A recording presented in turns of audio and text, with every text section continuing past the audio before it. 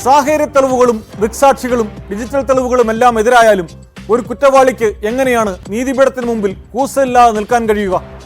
അങ്ങനെയൊരു സംഭവത്തിനാണ് കൊല്ലം additional sessions കോടതി സാക്ഷ്യം വഹിച്ചത്. കേരളത്തെ നടുക്കിയ ഡോക്ടർ വന്ദനദാസ് കൊലക്കേസിലെ പ്രതി സന്ദീപാണ് കുറ്റബോധത്തിന്റെ ലാഞ്ചന പോലുമില്ലാതെ കണ്ടുനിന്നവരെ അത്ഭുതപ്പെടുത്തിയത്. കുറ്റപത്രം വായിച്ചു കേട്ട സന്ദീപ് താനൊരു കുറ്റവും ചെയ്തിട്ടില്ല എന്നാണ് കോടതിയിൽ പറഞ്ഞത്.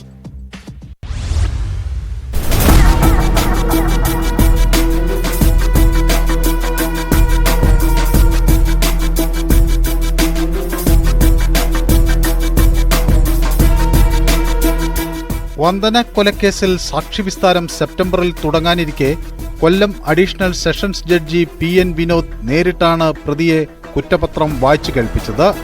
കൊലക്കുറ്റം കേസിലെ 2 മുതൽ 5 വരെയുള്ള സാക്ഷികളെ ദേഹോപദ്രവം ഏൽപ്പിച്ച് കൊല്ലാൻ ശ്രമിച്ചതിന് വധശ്രമം, പോലീസ്, ഹോംഗാർഡ്, ആംബുലൻസ് ഡ്രൈവർ തുടങ്ങി സർക്കാർ ജീവനക്കാരായ സാക്ഷികളുടെ ഔദ്യോഗിക കൃത്യനിർവഹണം തടസ്സപ്പെടുത്തൽ, ആശുപത്രി ജീവനക്കാരെ ആക്രമിക്കൽ, തെളിവ് നശിപ്പിക്കൽ എന്നിങ്ങനെ വിവിധ വകുപ്പുകൾ പ്രകാരമുള്ള കുറ്റങ്ങൾ പ്രതിക്കുമേൽ ചുമത്തിയായിരുന്നു കുറ്റപത്രം.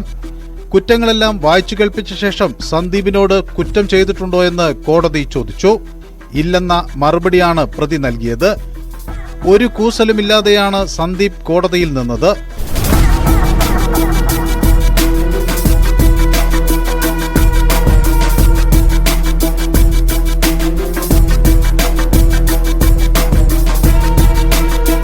പ്രതിയുടെ വിടുതൽ ഹർജി കോടതി നേരത്തെ തള്ളിയിരുന്നു.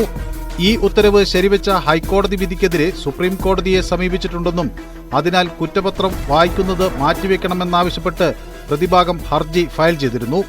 എന്നാൽ കേസ് നടപടികൾ തുടരുന്നതിന് മേൽക്കോടതിയുടെ സ്റ്റേ ഇല്ലാത്തതിനാൽ കുറ്റപത്രം വായിച്ചു കേൾപ്പിക്കുന്നത് മാറ്റിവെക്കരുതെന്ന് സ്പെഷ്യൽ പ്രോസിക്യൂട്ടർ പ്രതാപ് ജി പടിക്കൽ ആവശ്യപ്പെട്ടു. പ്രതിക്ക് വേണ്ടി BA ആളൂർ ഓൺലൈനായി ഹാജരായി.